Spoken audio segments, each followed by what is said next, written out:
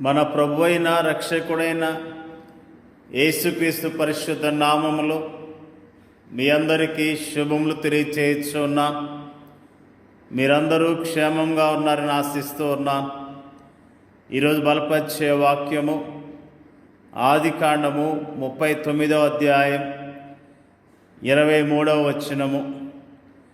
యెహోవా అతనికి తోడై ఉండెను కనుక ఆ చెరసాల అధిపతి అతని చేతికి అప్పగింపబడిన దేని గూర్చి విచారణ చేయక ఉండెను. అతడు చేయనది యావత్తు యెహోవా సఫలమగునట్లు చేసెను. యోసేపు యొక్క జీవితము ఎంతో అద్భుతమైనది. ప్రారంభ దినాల్లో తండ్రి దగ్గర ఎంతో సంతోషంతో చక్కగా అతని జీవితం కొనసాగింది. అతని తల్లిదండ్రులు ఐశ్వర్యవంతులు, అతన్ని అధికంగా ప్రేమించారు. తండ్రి అతన్ని అధికంగా ప్రేమించాడు. తండ్రి తన కుమారుని పట్ల ఎంతో శ్రద్ధ చూపించినట్లుగా దేవుని యొక్క వాక్యము ఎంతో స్పష్టంగా తెలియజేస్తున్నది. వీటన్నిటికీ మించి దేవుడు అతనికి జ్ఞానము, సామర్థ్యము, అందము, సద్గుణం లాంటి అధికమైన ఆధిక్యతలను ఇచ్చాడు. దేవుని అందలి అతని ప్రేమ అతన్ని అమితముగా ఆశీర్వదించింది. వీటన్నిటి ఫలితముగా అన్నలు అతన్ని ద్వేషించడం ప్రారంభించారు. అక్కడే అతనికి కష్టాలు ప్రారంభమయ్యాయి.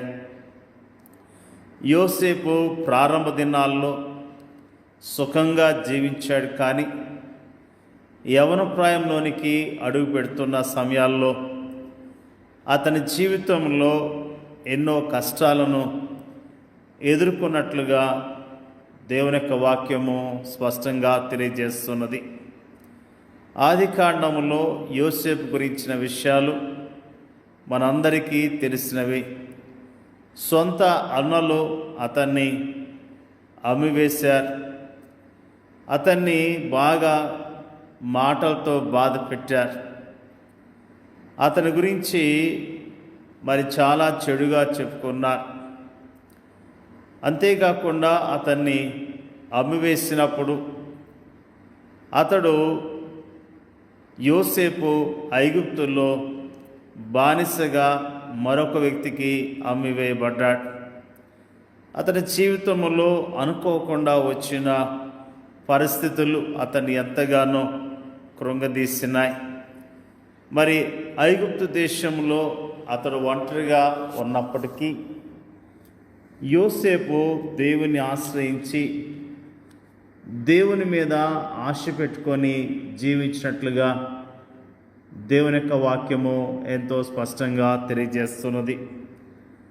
ప్రతి విషయములో దేవుని సహాయాన్ని పొందుకుంటూ వచ్చాడు. దేవుని యొక్క కాపుదలను పొందుకున్నాడు. దేవుడిచ్చే ఆదరణ పొందుకున్నాడు.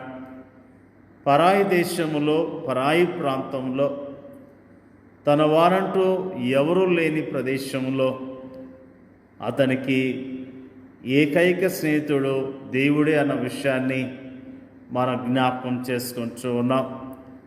నిజంగా యోసేపు ఆ యొక్క ఐగుప్తులో పని చేస్తూ ఉన్నప్పుడు అతని జీవితంలో ఎంతగానో వృద్ధి చెందినట్లుగా, క్రమక్రమముగా అతడు దీవించబడ్డట్లుగా దేవుని యొక్క వాక్యము తెలియజేస్తున్నది. ఊహించని రీతిగా ఆ ఇంటి యజమానురాల ద్వారా పెద్ద సమస్య ఎదుర్కోవాల్సి వచ్చింది. పాపానికి దూరముగా పారిపోవటం ద్వారా యజమానుడి యొక్క భార్య పగబట్టి అతని గురించి చెడుగా చెప్పి చెరసాల్లో వేయించినట్లుగా దేవుని యొక్క వాక్యము తెలియజేస్తున్నది. ఆ చెరసాల్లో ఉన్నప్పుడు దేవుడు అతనికి తోడుగా ఉన్నట్లుగా మనం జ్ఞాపకం చేసుకుంటున్నాం. అయితే యెహోవా యోసేపునకు తోడై ఉండి అతని యందు కనికెరపడి అతని మీద ఆ చెరసాల యొక్క అధిపతికి కటాక్షం కొన్నట్లు చేసెను. చెరసాల అధిపతి ఆ చెరసాల్లో ఉన్న ఖైదీలందరినీ యోసేపు చేతికి అప్పగించెను. వారు అక్కడ ఏం చేసిరో అదంతయు అతడే చేయించువాడు. యెహోవా అతనికి తోడై ఉండెను కనుక ఆ చెరసాల అధిపతి అతని చేతికి అప్పగింపబడిన దేని గూర్చియు విచారణ చేయక ఉండెను. అతడు చేయనది యావత్తు యెహోవా సఫలమవునట్లు చేసెను. నిజంగా దేవుడు ఎంత గొప్ప దేవుడు, ఎంత మంచి దేవుడు. వాస్తవానికి నీ కష్టాలు, ఇంతటి శ్రమానుభవాలు అనుభవించేందుకు యోసేపు ఏ పాపం చేయలేదు, ఏ చిన్న తప్పు కూడా చేయలేదు. అయినప్పటికీ అతడు తన శ్రేష్టమైన యవ్వన కాలాన్ని కష్టాల్లోనూ, శ్రమల్లోనూ, నిందల్లోనూ, అవమానాలను గడపవలసి వచ్చింది. అది ఆనాటి యోసేపు పరిస్థితి. ఆనాటి సామాజిక పరిస్థితికి అతని జీవితం అద్దం పడుతుంది. పరిస్థితులు ఈనాడు ఏం మారాయని, ఈనాటి సామాజిక పరిస్థితి ఏం మెరుగైందని, ఆనాటి మానసిక, కుటుంబ, సాంఘిక, సామాజిక పరిస్థితులే ఈనాడు కూడా ఉన్నాయి. ఈనాడు మనము కూడా అలాంటి పరిస్థితుల్ని ఎదుర్కొంటూ ఉన్నాం. యెహోవా అతనికి తోడై ఉండెను అనే మాటను గమనించాలి. యోసేపు గుంటలోని ఒంటరితనంలోను, బానిసత్వంలోను, చెరసాలను, ఆ తర్వాత ఐగుప్తు పరిపాలనలో కూడా అతడు ప్రశాంతతను, పరిశుద్ధతను ప్రదర్శించడానికి గల తాళం చెవి ఇదే. ఈనాడు శ్రమలను, కష్టాలు మనం ఎలా ఎదుర్కొనగలము? దేవుని వైపు చూడటం ద్వారానే. ప్రార్థన, వాక్యము, నిజమైన విశ్వాసుల సహవాసం ద్వారానే. ప్రార్థన మనకు దైవిక నడిపింపును, శక్తినిస్తుంది. దేవుని వాక్యం మనకు దైవిక జ్ఞానంనిస్తుంది. అభ్యాసం చేత మేలు కీడులను వివేచించుటకు సాధకం చేయబడిన జ్ఞానేంద్రియములు కలిగిన అనుభవజ్ఞులైన విశ్వాసుల సహవాసము మనకు సరియైన సలహాలను ఇస్తుంది. ప్రేమైన దేవుని బిడ్డలారా, యోసేపు జీవితం ద్వారా దేవుడు మనకు అనేకమైన పాఠాలను నేర్పిస్తూ ఉన్నాడు. నిజముగా యోసేపు ఓర్పు కలిగి ఉన్నాడు, ఓర్చుకున్నాడు, ప్రభు కొరకు నిలబడ్డాడు, సాక్ష్యాన్ని నిలుపుకున్నాడు. అతడు ఎంతగానో దీవించబడ్డాడు. ఈ దినాల్లో కూడా మనం ఇలాంటి పరిస్థితులు గుండా వెళ్తున్నప్పుడు మన సాక్ష్యాన్ని కాపాడుకుందాం, మన విశ్వాసాన్ని కాపాడుకుందాం. దేవుడు మనకిచ్చిన పని విషయంలో నమ్మకత్వాన్ని కలిగి ఉందాం.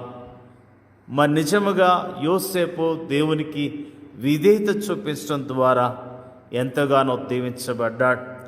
దేవుని మాట వినటం ద్వారా దీవించబడ్డాడు. నిజంగా మనం కూడా దేవుని మీద ఆధారపడదాం. దేవుడిచ్చే ఆశీర్వాదాలు పొందుకొని ఆయన కొరకు జీవిద్దాం. దేవుడి యొక్క వాక్యాన్ని దీవించునుగాక. పరిశుద్ధుడైన తండ్రి, నీకు స్తోత్రాలు. యోసేపు యొక్క జీవితాన్ని మాకు తేటగా తెలియజేసినందుకు నీకు స్తోత్రాలు. యోసేపు ప్రభువా నీకు భయపడి నీ కొరకు జీవించాడు, మంచి సాక్ష్యాన్ని పొందుకున్నాడు. అందును బట్టి స్తోత్రాలు తెలియజేస్తూ ఉన్నాం. అన్నదమ్ములు ఎంతగానో క్రూరముగా ప్రవర్తించారు, బానిసగా అమ్మివేశారు. మరి అక్కడి నుంచి ఇంకొక ప్రాంతంలో బానిసగా పనిచేశాడు. మరి అంతేకాకుండా శోధన వచ్చినప్పుడు, సత్యానికి నిలబడ్డప్పుడు అతడు చెరసాల్లో వేయబడ్డాడు. ప్రభువా నీ కొరకు నమ్మకత్వాన్ని కలిగిన యోసేపు జీవితాన్ని జ్ఞాపకం చేస్తున్నందుకు నీకు స్తోత్రాలు. మేము నీ ప్రజలముగా నమ్మకత్వం కలిగి యోగ్యముగా నీ కొరకు జీవించడానికి మీరే సహాయం చేయండి అయ్యా. స్తోత్రాలు అయ్యా. శ్రమల్లో ఉన్నవారిని జ్ఞాపకం చేసుకోండి, నిందలు అవమానాల్లో ఉన్నవారిని జ్ఞాపకం చేసుకొని మీరు ఆదరించండి అయ్యా. ప్రార్థన చేయించున్నాం.